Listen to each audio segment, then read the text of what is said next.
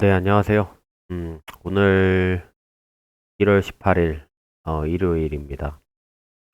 오늘도 역시나 매매 복귀 및 차트 분석하려고 하는데,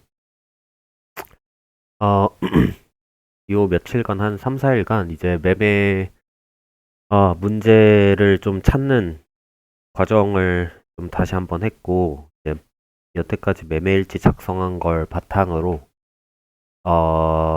문제점들을 좀 나열을 해보고, 좀 공통점들을 모아보고, 제일 먼저 고쳐야 될 것, 반드시 고쳐야 될 것, 뭐 이런 것들을 좀 정리를 해서 이제 어제 저녁쯤에 그게 완료됐다 판단이 들어서 이제 조금 일지 쓰는 방법도 조금 바꾸고 그리고 또 새로운 약간 뭐 새 출발하는 마음으로 다시 처음 시드로 어 그 제가 트레이딩 이제 일지를 이제 뭐 14번째, 13번째, 12번째 이렇게 계속 바꾼단 말이죠.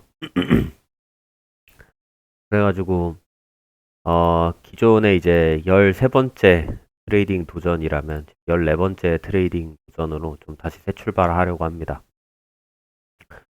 그래서 이제 어제까지 들어갔었던 게 316달러까지 이제 시드가 쪼그라든 상태였고,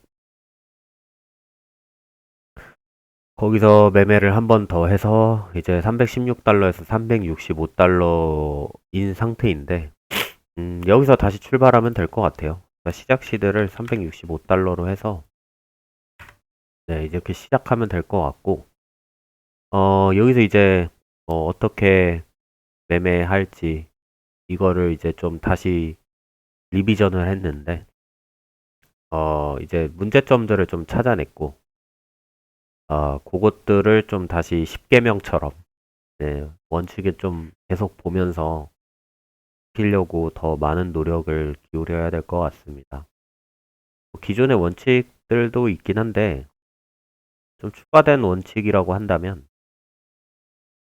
음, 사실 원칙보다는 마인드셋에 가까운데, 어, 미래 흐름을 좀 예상하지 않고, 그러니까 막 뭐 시나리오를 최대한 작성하지 않겠다라는 얘기예요. 무슨 말이냐면 대충 보이는 시나리오는 뭐 추세를 보고 그렇게 판단할 수는 있겠는데, 어쨌든 저는 음, 길어야 하루 이틀? 뭐 3일까지도 끌고 가는 그 정도의 단타에서 스윙 사이에 매매를 하거든요.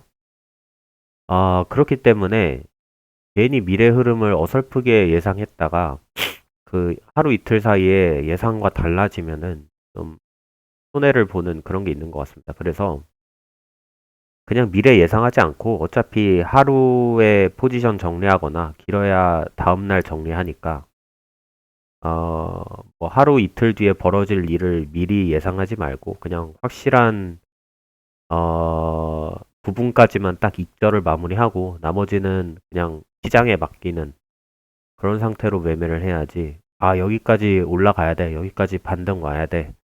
뭐 이런 식으로 기대를 하지 않고 좀 매매를 하려고 합니다. 그러니까 뭐 예를 들면 웨지가 나오면 웨지는 여긴 지금 손익비가 좋고 확률이 좋으니까 떨어질 확률이 있겠다. 그리고 지지가 나오면은 반익절 해야겠다. 뭐 이런 식으로 하는 거죠. 지지가 어디서 나올 거다를 예상하고 기대하지 말고 그냥 지지가 나오면은 거기서 반익절하고 또는 어, 매물대 주요 매물대 근거가 되는 자리에서 정리해야겠다. 뭐 이렇게 그렇게 조금 더 객관적인 주관보다는 또는 미래와 예상보다는 현재 보이는 거 기준으로 그렇게 좀 매매를 하려고 합니다. 그리고 이게 제일 중요한 것 같아요.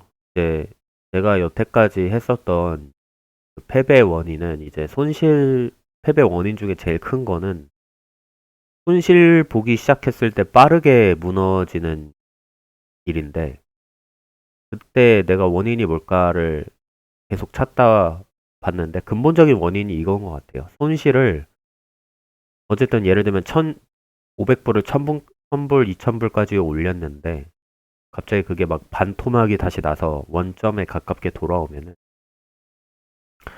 저는 그때부터 새로운 돈을 벌겠다라는 마인드가 아니라 그 2,000불까지 복구해야겠다라는 마인드로 접근을 했었던 것 같아요.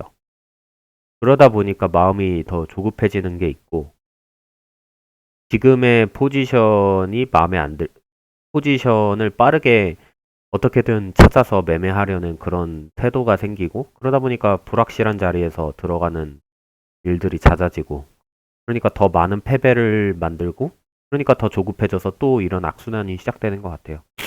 뭐 사실 이거는 이제 처음 안 거는 아닌데 어제 이제 유튜브 돌려보다가 뭐 유명한 트레이더들의 막 뭐 말들 이런 걸 돌아보다가 그 레리 윌리엄스라고 이제 기술적 분석으로 트레이딩하는 좀 거장 유명한 이제 트레이더가 있어요. 전설적인 트레이더가.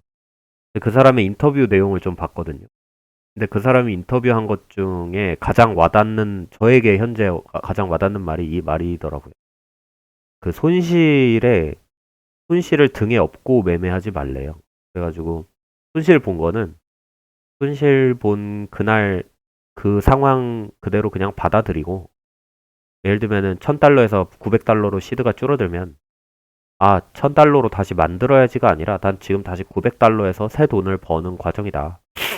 그래서 1,000달러가 목표가 아니고 뭐 950달러가 목표일 수도 있고 1,200달러가 목표일 수도 있는데 그거는 내가 복구하려는 마음에서 비롯되는 게 아니라 그냥 그 타점이 그만큼 벌게끔 해주니까 그렇게 벌어야 된다라는 말인 것 같아요.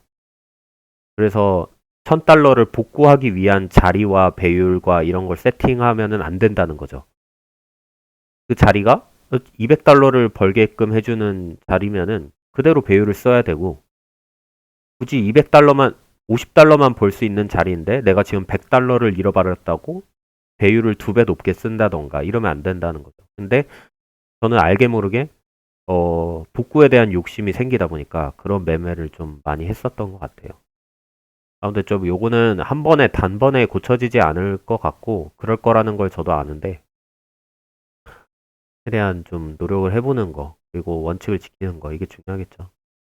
아, 그 다음에 나머지는 뭐 원래 가지고 있었던 원칙 중에 하나인데 강화를 한 거죠. 특히 8번을 좀 이제 유심히 많이 신경 써야 될 것 같은데 여태까지는 여러 가지 잡다한 매매들을 많이 섞었어요. 생각을 해보면은 너무 보는 기법들이 많았고 그거를 한데 조화롭게 쓸 수 있다라고 믿고 하고 있었는데 이것도 역시나 그 레리 윌리엄스의 인터뷰 보면서 또 느낀 건데 여러 가지를 짬뽕하면은 장점만 채택할 수 있을 거라 생각을 하지만 도리어 각각의 단점만 가져오는 경우도 있고 아니면 서로가 상반되는 근거를 사용하기 때문에 더 매매가 꼬인다는 거예요. 그래서 제가 이해한 그 말의 뜻은 그냥 단순화하는 매매. 그 서로 뭐 중첩시킬 수는 있겠지만은 그거를 너무 복잡스럽게 여러 가지 이론을 다 알아가면서 매매할 필요가 없다는 거예요. 그래서 제가 내린 결정은 엘리어트 파동 이론을 최대한 마음속에서 지우고 매매하려고 합니다. 그러니까 엘리어트 파동 이론을 정말 잘 쓰시는 분들도 있겠죠. 그렇게 해서 거의 뭐 그것만 가지고도 매매를 잘하고 수익률을 극대화하는 사람들도 있겠지만 일단은 저는 그 경지까지 도달을 못한 게 분명한 것 같고 근데 저는 그걸 어설프게 쓰면서 뭐 웨지도 적용해보고 이제 다이버전스도 적용해보고 뭐 피보나치도 적용해보고 이러다 보니까 상반되는 거예요. 예를 들면은 여기서 임펄스가 나왔으니까 ABC 조정이 나와야 돼. 그러면은 ABC 조정이 618까지 나올 테니까 618까지 기다려보자. 뭐 이렇게 전략을 세웠다면은 근데 그 전에 618 도달도 전에 너무나도 ABC나 웨지처럼 파동이 마무리되는 게 보였다고 칩시다. 그러면 저는 왜 618까지 안 내려오지? 라는 이런 마음이 생기는 거예요. 그러면 여기가 끝인가? 라는 의심이 들기 시작하는 거죠. 분명히 처음에 계획은 여기까지 기다리기로 했는데 이런 식으로 기술을 짬뽕하다 보면은 그 기술의 최적점을 찾으려는 인내심, 그러니까 그런 기대가 생기고 그런 자리를 기다리게 되는데 그런 기다림대로 만족하는 경우도 있겠지만은 분명히 제가 보는 주관적인 눈에 한해서는 거기까지 기다리지 못하게 하는 상황들이 많이 벌어지는 것 같아요. 물론 인내심은 반드시 필요한 덕목인 것 같지만 그게 제 기법과 조화롭게 이루어질 때 그 인내심이 의미가 있는 거지. 그냥 하염없이 여기까지 올 거야 라고 기다리는 거는 또 인내심이라고 보기 좀 어려운 것 같아요. 아무튼 이야기하고 싶은 거는 기법들을 여러 가지 짬뽕하다 보면은 괜히 더 잡아야 될 타점을 못 잡고 또 잡지 말아야 될 타점을 잡게 되는 것 같아서 그냥 객관적으로 딱딱딱 독립적으로 사용해도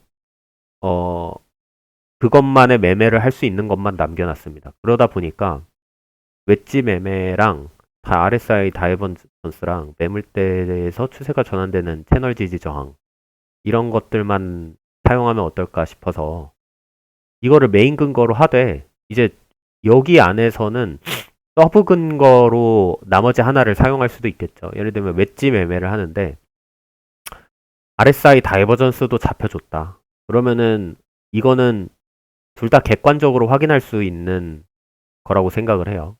웨지의 형태라든지 RSI 다이버전스라든지. 근데 웨지는 살짝 주관이 들어가긴 해요. 생각해보면은 모양이라는 거는 항상 똑같이 벌어지지 않고 조금씩 차이가 생기니까. 근데 그러면 RSI 다이버전스를 객관적인 근거로 두고 웨지 형태를 또 띄니까 그러면 또 여기 근거가 좋겠네 라는 생각으로 들어가면 될 것 같고 또 마침 그 저항을 받는 다이버전스가 형성된 구간이 매물대였네? 그러면 더 근거가 모이는 거죠. 이렇게는 활용 가능할 것 같아요. 근데 아까 주관이 너무 많이 들어간 엘리어트 파동 이론을 섞다 보면은 객관적인 지표는 매매하라고 하는데 엘리어트 파동 이론은 여기가 해석이 안 되는 그런 자리들이 생긴단 말이죠. 물론 그러면 매매 안 하면은 좋겠지만은 또 살려야 될 기회를 놓치는 경우도 생길 것 같아요. 그래서 그걸 좀 배제를 하고 지금 이야기하고 싶은 거는 엘리어트 파동 이론이 엉터리다. 엘리어트 파동 이론은 진짜 쓰레기고 쓸모가 없다. 이런 이야기를 하려는 거는 절대 아닙니다. 그거는 제 실력으로 논할 수 없는 범위라고 생각을 해요. 물론 뭐 대다수의 분들이 그런 거 너무 주관적이니까 쓰지 말라 이런 말도 많이 들어봤고 또 어떤 분들은 이걸로 뭐 수익률을 막 2, 3천% 한 달에 막 뽑아내는 분들도 저는 본 적이 있기 때문에 절대 그게 완전 엉터리다라고는 생각을 안 해요. 엉터리다라고 보는 사람이 많은 걸 알면서도 그러니까 사실 이거 좀 딴 얘기로 새는데 기술적 분석을 그 사용하는 매매 트레이더들이 너무 다양한 기법들을 각각 사용하잖아요. 누군 볼린저 밴드, 누구는 뭐 ICT, 누구는 엘리어트 파동 이론, 누구는 뭐 단순하게 뭐 삼각수렴만 사용하고 뭐 캔들 거래량만 보고 뭐 FVG 뭐 이런 거 많이 사용한단 말이죠. 근데 제가 느낀 거는 뭐냐면 A, B, C, D, E, F, G라는 기법이 있으면은 A를 사용하는 사람은 A로 접근을 했고 애초에 시장을 A만 믿고 매매를 하기 때문에 나머지 B, C, D, E, F, G의 매매법이 다 엉터리처럼 보이기 마련이에요.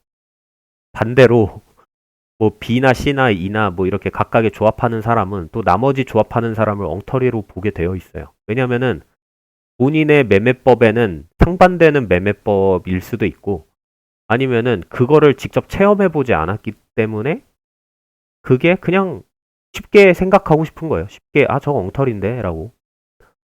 근데 사실 그 분야를 직접 많이 파본 사람 입장에서는 절대 엉터리가 아닐 수가 있잖아요. 예를 들면은 뭐 이런 거죠. 축구 선수랑 핸드볼 선수가 만났는데 쟤 왜 손 가지고 패스해? 발 가지고 패스해야지. 이런 이야기랑 똑같은 거라고 생각을 해요.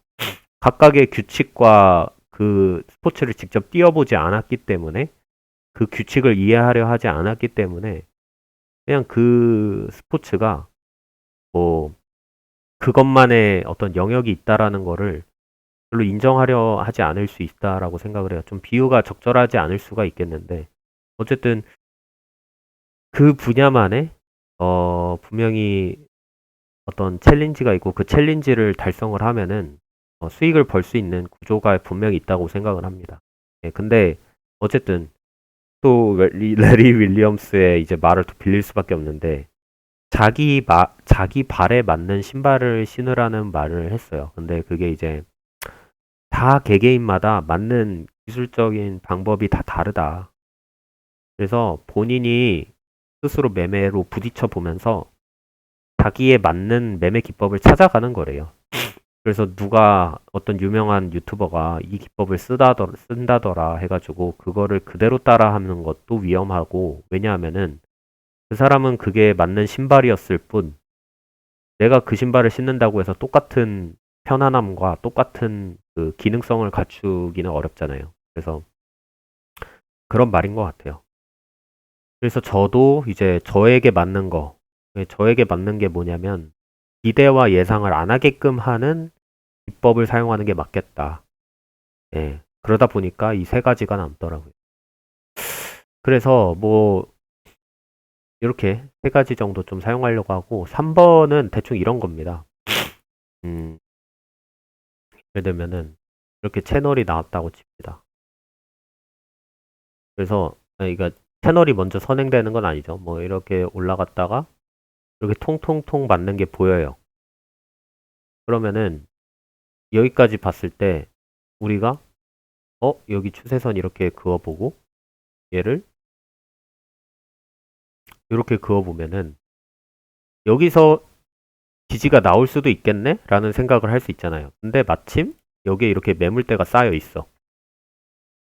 그럼 여기서 한번 받아볼 만하다는 거죠. 네, 이런 얘기. 그래서 이게 매물대에서 추세가 전환되는 채널 지지 저항이 이렇게 같이 맞물렸을 때 이런 자리에서는 롱을 들어가 볼 만하다. 마찬가지로 숏도 그런 상태로. 이런 매매를 하겠다는 게 3번 매매고 1, 2번은 다들 아실 거라 생각을 합니다. 그렇게 매매를 할 거고요.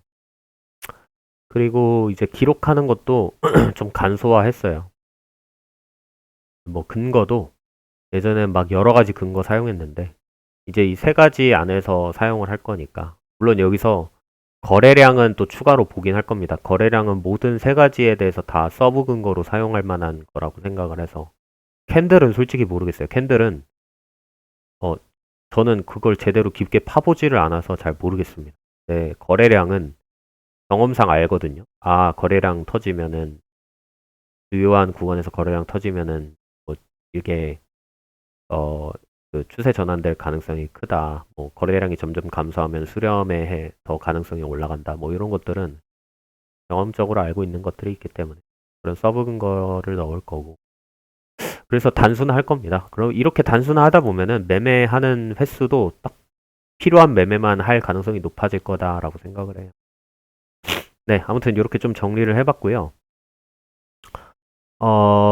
이제, 그쵸. 그래서 14번째. 사실 이게 14번째가 아닙니다. 이 엑셀로 기록을 시작한 지 14번째일 뿐이지, 이렇게 기록하기 전까지 매매한 거에서 청산당하고, 뭐 거의 시드가 반토막 나고, 다시 새 출발하고 이런 거 다 합하면은, 뭐 사실 거의 100번 넘었죠. 100번 넘는 번째의 시도죠, 시도. 네, 참 씁쓸하지만, 뭐 지난번에도 얘기했듯이 뭐 유명한 발명, 뭐 에디슨이 전구를 발명한 것도 1000번, 10,000번 이상의 노력을 했으니까, 시도를 했으니까. 저도 큰 돈을 벌려면 이 정도 노력은 당연히 해야 되지 않을까 그렇게 생각합니다.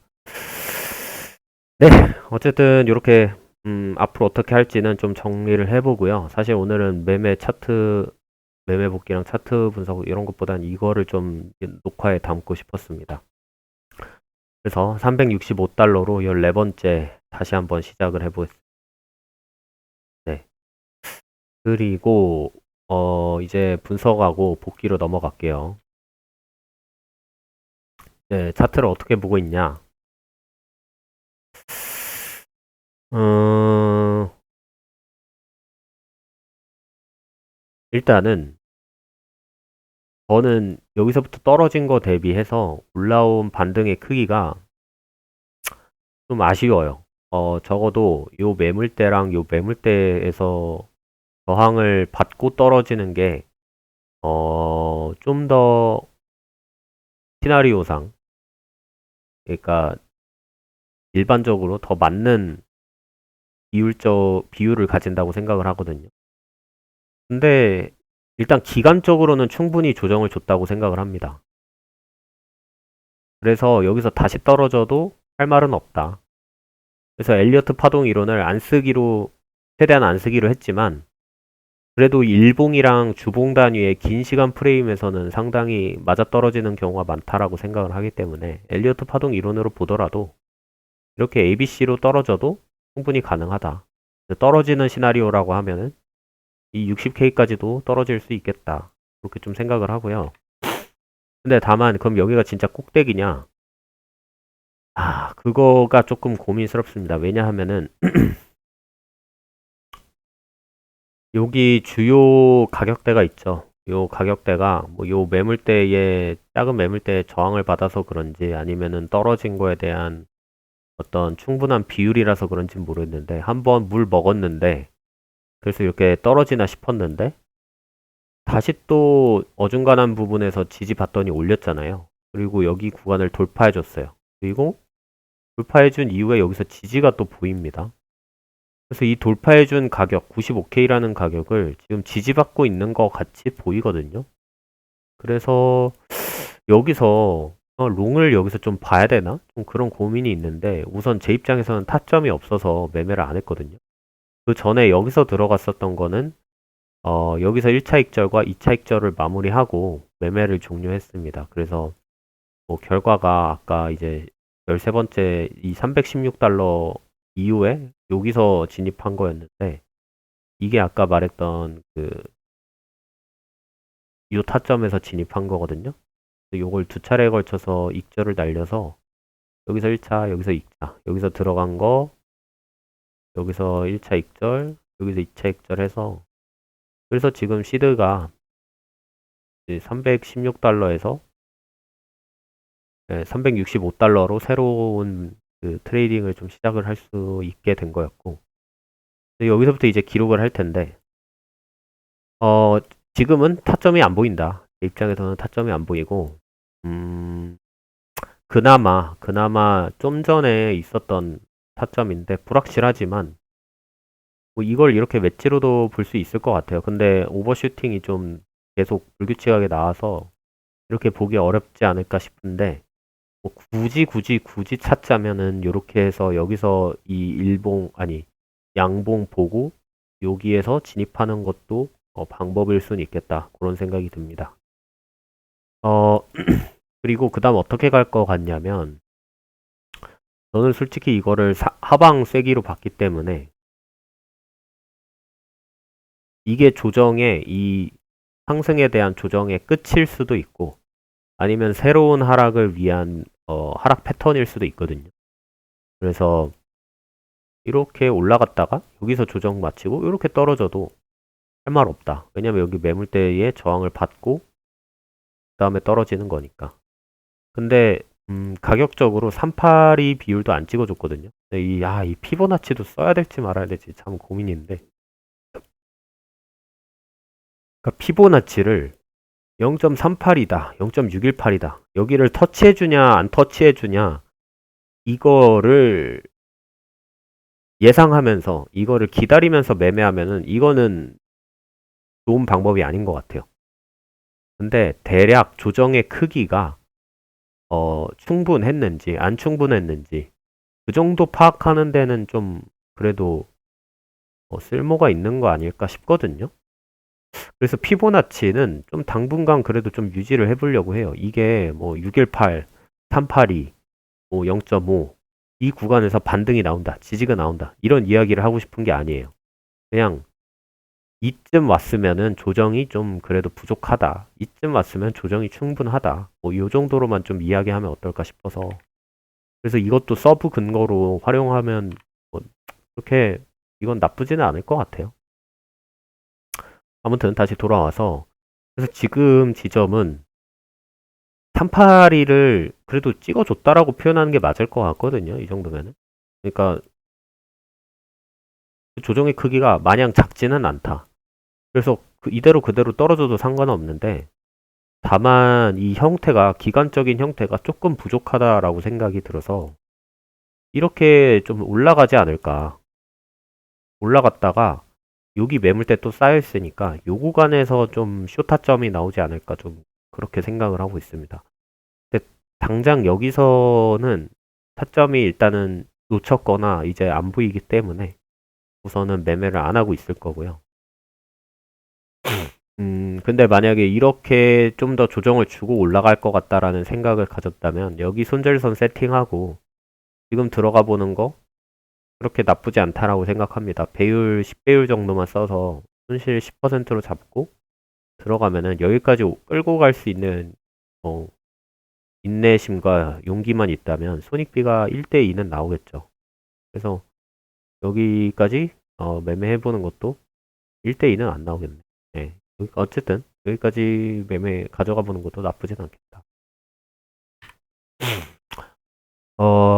네, 그렇고요. 그러면 어떻게 보냐면은 저는 여기서 이제 올라간다면 지금 이 상승이 여기를 빠르게 돌파해 줘야 된다고 생각을 해요. 올라갈 거라면.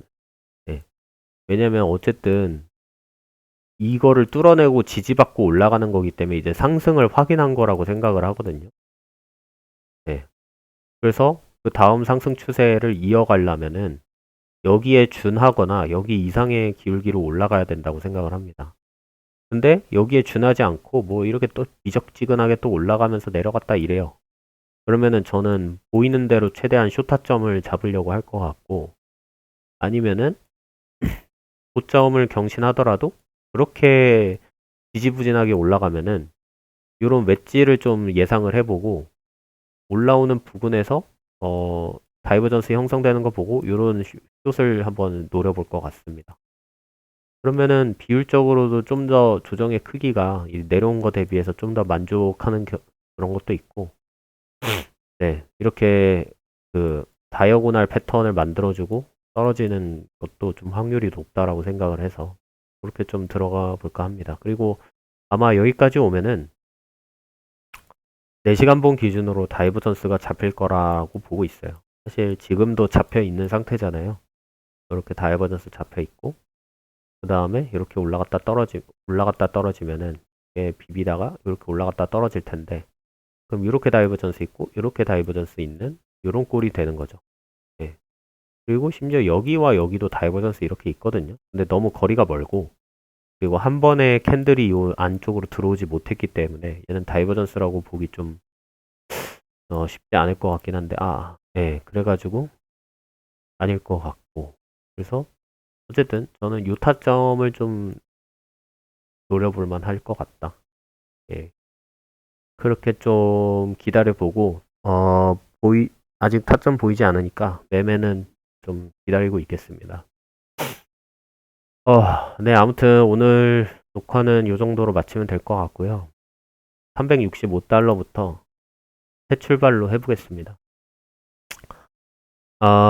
우선은 단계적으로 이제 시드를 점점 불려나가기 위해서 뭐 한 번에 3만 달러, 한 번에 6만 달러 뭐 이렇게 10배, 20배 이렇게 벌겠다라는 마음보다는 뭐 이것도 크다면 크다라고 볼 수 있는데 일단 4, 5배 벌고 그 다음에 또 다시 4, 5배 벌고 그 다음에 5배 또 벌고 이런 식으로 이렇게 차츰차츰 늘려가 보려고요. 네, 뭐 이것도 누군가에겐 너무 빠르다 싶을 수도 있겠지만 뭐 개인적으로는 해볼만 하다고 생각합니다. 그래서 종료 날짜를 정하지는 않았어요. 네, 그냥 기록용이라서 언제 시작했고 언제까지 이걸 벌겠다가 아니라 이때까지 1차적으로 목표를 삼고 차근차근 해보자. 이게 뭐 2월 18일이 한 달 뒤인 2월 18일이 될 수도 있고 3월 18일이 될 수도 있고 아니면 더 빠를 수도 있고 그런데 네, 정하고 하면은 무리한 매매를 또 하게 될 것 같아서 그렇게 좀 해보려고 합니다. 네, 오늘 이렇게 녹화 마치도록 하고요. 다른 이야기가 또 생기면 다음 녹화에 또 담으면 될 것 같습니다. 모두 주말 잘 쉬시고요. 또 트레이딩 하시는 분들 또 공부하고 매매 복귀하고 트레이딩하고 정진하시길 바라겠습니다. 네, 주말 잘 쉬십시오. 감사합니다.